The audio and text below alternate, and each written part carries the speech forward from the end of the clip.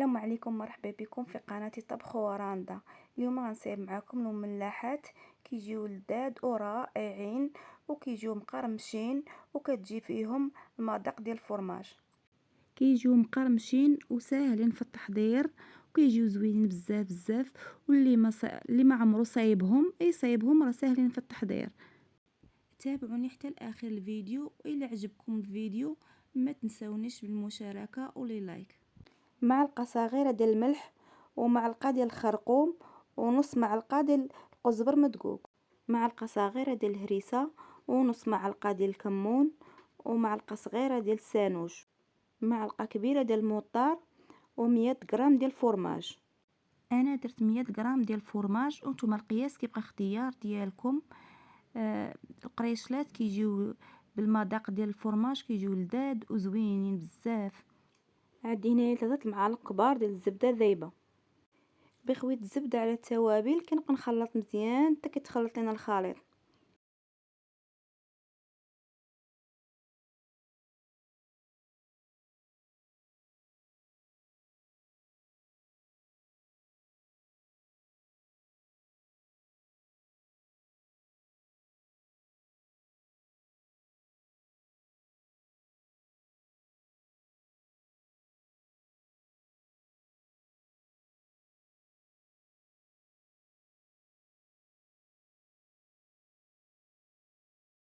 عندي 3 كيسان ديال الماء بقياس كاس العنبه، كيكونوا باردين غير من الروبيني.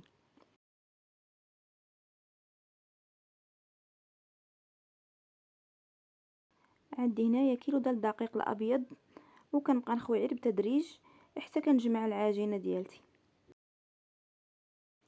كنخوي على العجينه 2 خمارات، وبالنسبه للعجينه ما كندلكهاش، كنبقى نجمعها غير بصباعي، حيت الا دلكتها بيكون كنحربل غيتقطع ليا العجينه. هنايا جمعت العجينه بكيلو ديال الدقيق. هنايا جمعت العجينه ديالتي، ما تكونش قاصحه بزاف وما تكونش رطبه، تكون متوسطه، وعاد كنقطعها بهذه الطريقه بقطعات صغار.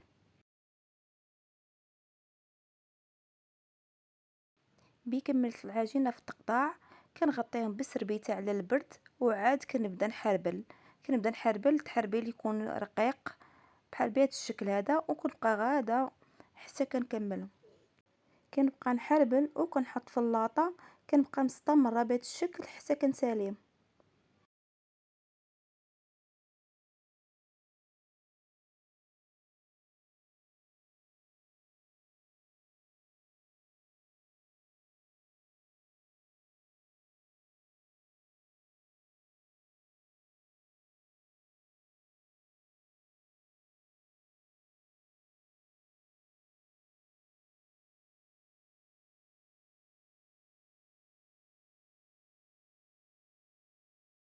كنبقى نحربل، وباش يجوني في التحربيل قد ها كيفاش جاو في التحربيل، جاو بحال بغي سخن الفران مزيان. عاد كندخل اللاطه وكنقص النار تكون مهيله، وكندير لهم عير نص طيبه.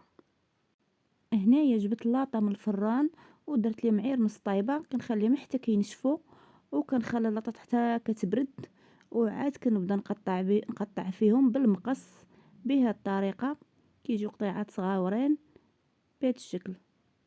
كنبقى مستمره كنقطع بهذه الطريقه، كنكملهم في التقطاع، كنديرهم في اللاطه، وكندير الفران يسخن، وعاد كندير اللاطه في الجهه الفوقانيه ديال الفران، وكنخلي عليهم العافيه تكون مهيله، وكنبقى قابلاهم نحركهم باش ما يتحرقوش. ضروري نقابلهم حتى يوليو مقرمشين، عاد كنجبدهم. هنايا جبدتهم من الفران كيفاش جاو دايرين، كيجيو رائعين وزوينين ومقرمشين. غدا نخلي المقادير معاكم في صندوق الوصف. اتمنى يعجبكم الفيديو، والى عجبكم الفيديو ما تنسونيش المشاركه ولايك، وشكرا.